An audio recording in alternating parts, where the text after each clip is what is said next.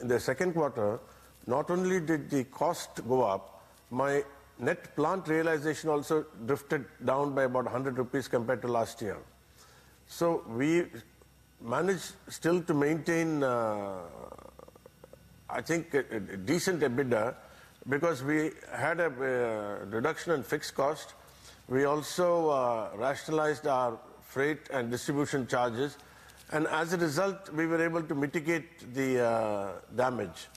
Going forward, I think we may not suffer the same kind of cost increases, and I have always maintained that if this rate of demand continues, in the last quarter of this financial year, the pricing power is likely to come back to the industry.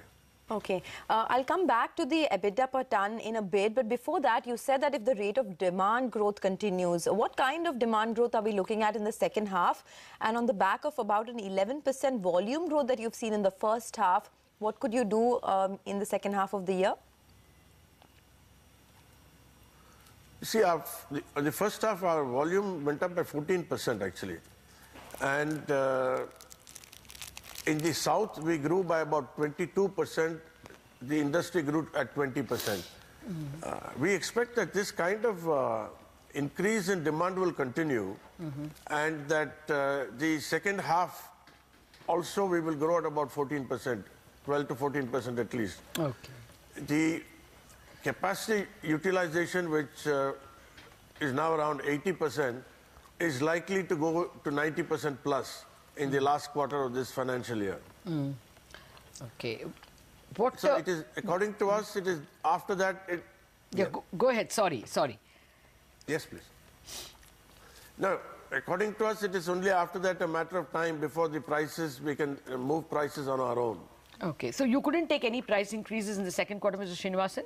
Anything in the early part of the third quarter?